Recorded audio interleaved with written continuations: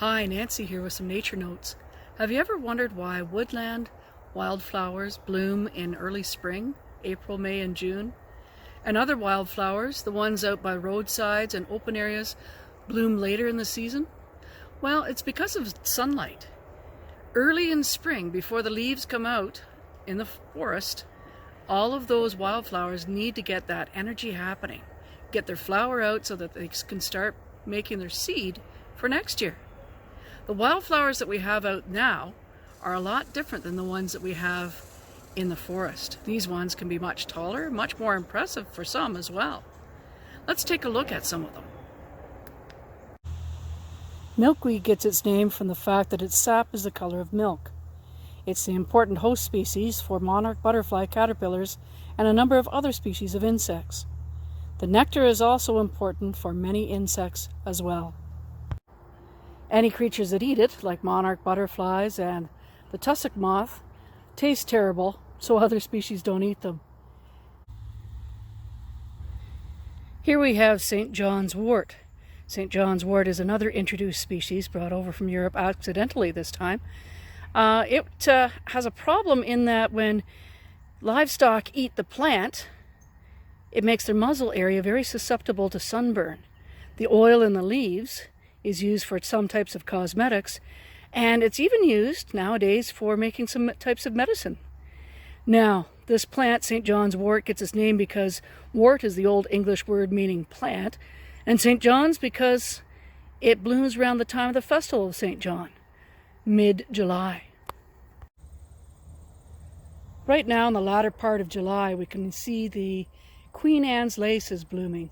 Queen Anne's lace was introduced to North America back a few hundred years ago. It gets its name from the fact that Queen Anne, wife of James I, King of England, was quite into making lace of her own, and she challenged her friends to make lace as pretty as a flower. In the very center there's a little reddish, almost dark brown colored floweret that, as the story goes, is where Queen Anne pricked her finger while making some of this lace.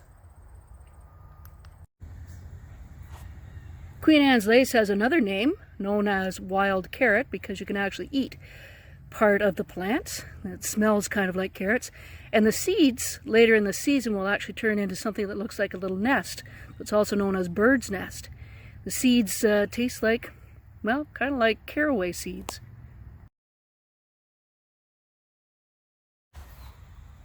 Queen Anne's lace is made of many tiny flowerets.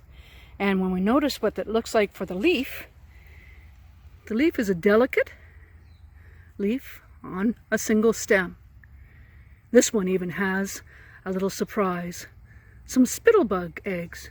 Spittlebugs happen to lay their eggs in a little bunch of bubbles. There's the spittlebug itself. If we look at it up close here, there she is. She's laid her eggs in amongst some bubbles that she produced after sucking the sap out of the plant. These eggs then are camouflaged from any predators that might like to come after them, and even end up being air conditioned in that bubble mass as well. Another common plant often confused with Queen Anne's lace is wild yarrow. Now this yarrow also having tiny white flowerets, but the leaves on this plant are different. They grow off of the stem, very delicate fern-like leaves growing from it. Wild yarrow has been used for many different medicinal purposes over the years. Goldenrod is yet another one of our tall, impressive wildflowers that blooms this time of the year. Late July, early August, we can start to see these impressive yellow blooms. Unfortunately, many people blame goldenrod for their allergies, where it's another plant called ragweed that has the pollen that causes all the problem. Goldenrod pollen is sticky and quite large in size compared to ragweed. This is ragweed. It's the one that blooms around the same time as goldenrod, but it's ragweed that causes the problem. The pollen on ragweed is small and very angular, gets caught in people's noses easily, and causes many allergies. We're fortunate to live in a rural area where many of our wildflowers living along the roadsides and in open areas are not only pretty to look at, but become food and nectar and pollen for many different species of animals to survive on. Thanks. We'll see you again for another Nature Note with Nancy.